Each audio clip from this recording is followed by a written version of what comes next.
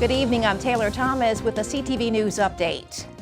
A reminder for residents that an important county council committee meeting will be taking place tomorrow. A number of lawmakers and advocacy groups are warning residents about legislation that could change zoning laws in Prince George's County. There are a number of bills that could dramatically change the recently enacted countywide zoning map, which was 8 years in the making. Some say the measures are trying to prevent incoming council members from having a progressive agenda.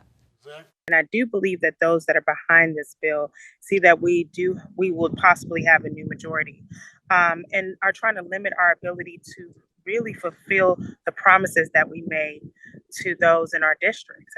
I talked a lot about zoning, a lot about economic development, about smart development. How can we do those things if our hands are tied?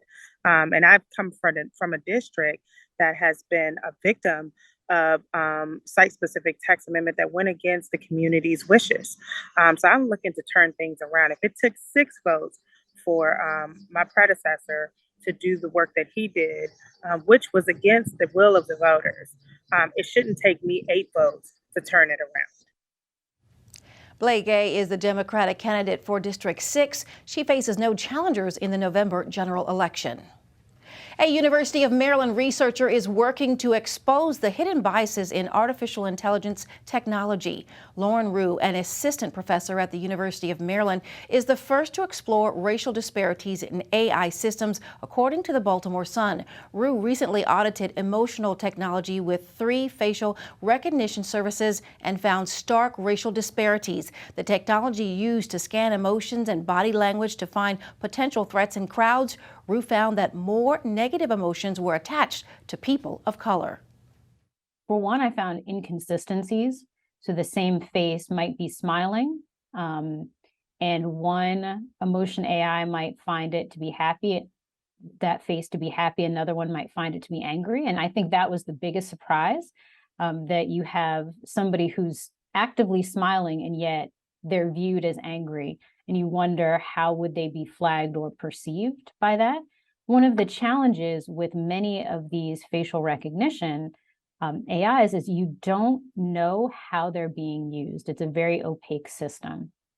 And I've had people, companies reach out to me informally to tell me that they use these, but I couldn't find any other documentation for how these are being used in practice. So I think it really speaks to the importance of having transparency into how these systems are being used.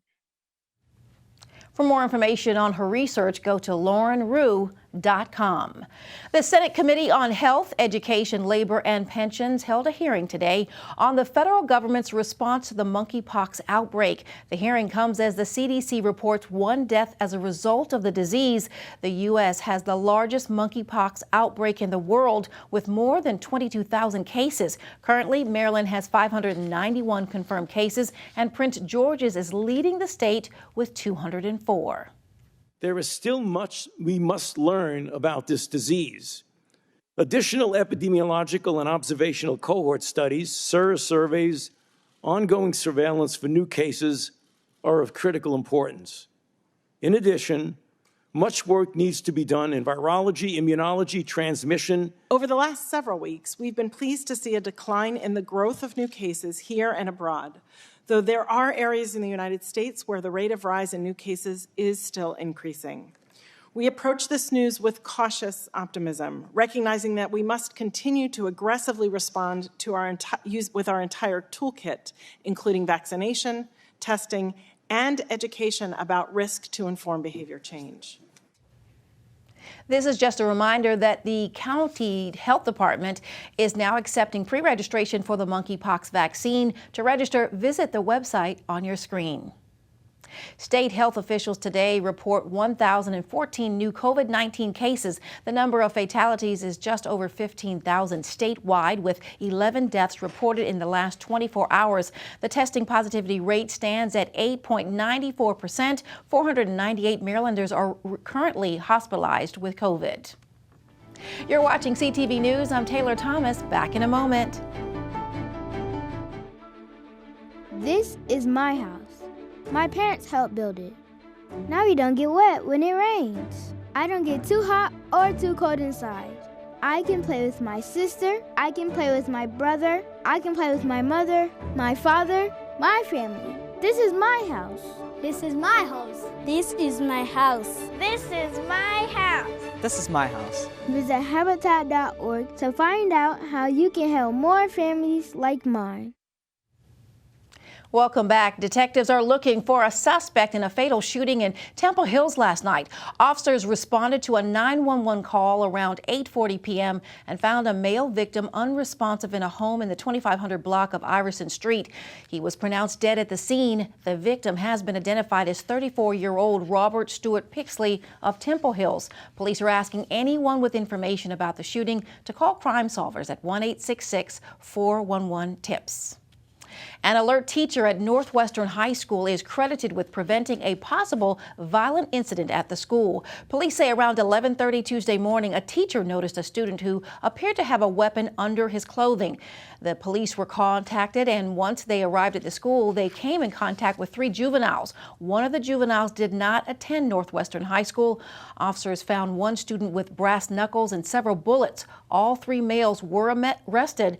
Northwestern was not placed on lockdown after officials assessed the situation. Prince George's police need your help in locating a missing woman.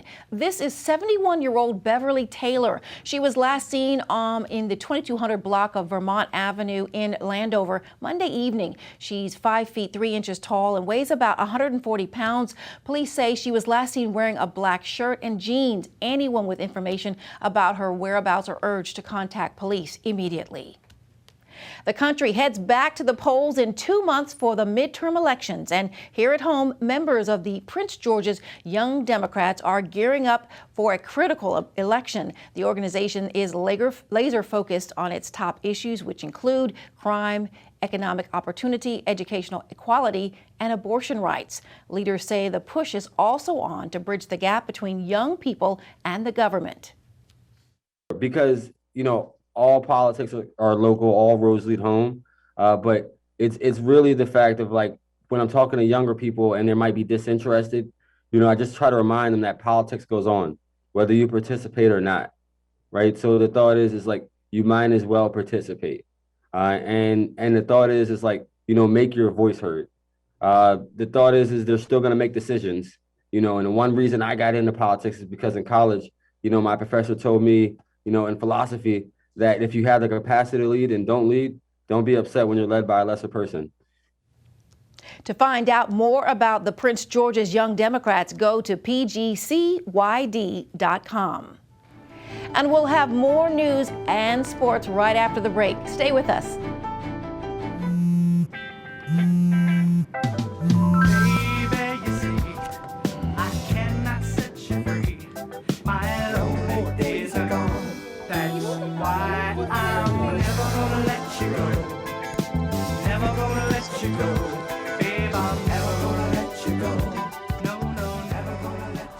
Here you go. Thank you. Thank you.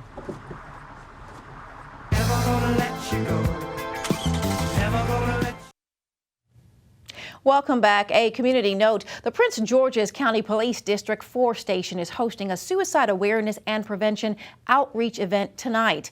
It's set to take place at the Burlington Clothing Store in Clinton from 6 p.m. to 8 p.m. District officials as well as mental health professionals will be on hand to answer questions and provide additional information for those in need.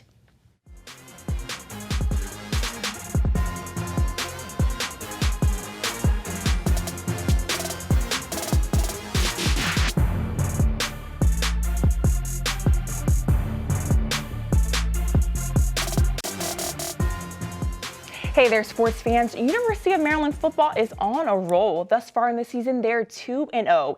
And this weekend, they play their toughest competitor yet, the Southern Methodist University Mustangs.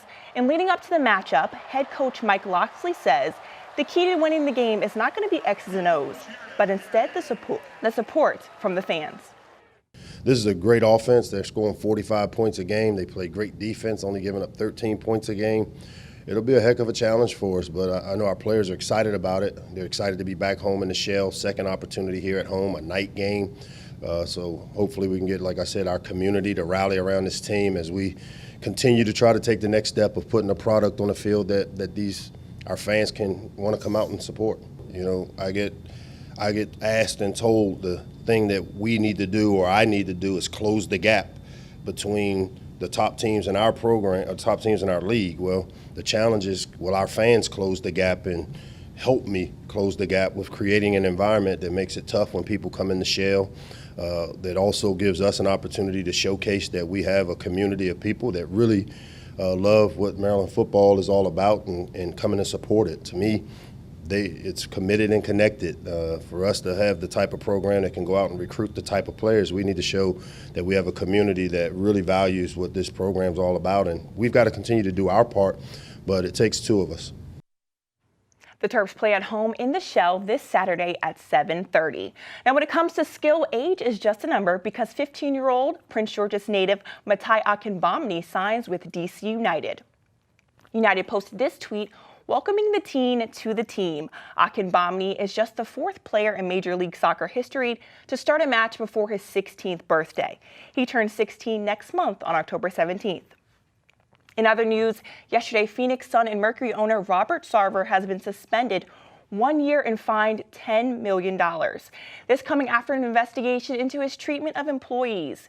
It was found Sarver used the N-word more than 5 times. It was also found he treated female employees unfairly, made sexual-related comments, and bullied others. The league said it will donate the $10 million to organizations that are committed to addressing race and gender bias issues.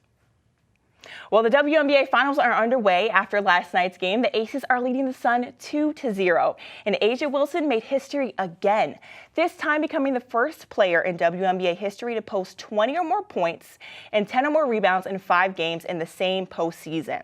Teammates Kelsey Plum and Chelsea Gray speak on how it feels to play alongside greatness.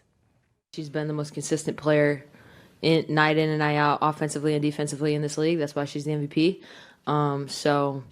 You know, it's tremendous. You know, a lot of times when we're watching greatness, we don't appreciate it in live time. Like, we have to wait until, you know, someone's done playing. But it's absolutely a treat for, you know, basketball people that are watching to see what she's doing.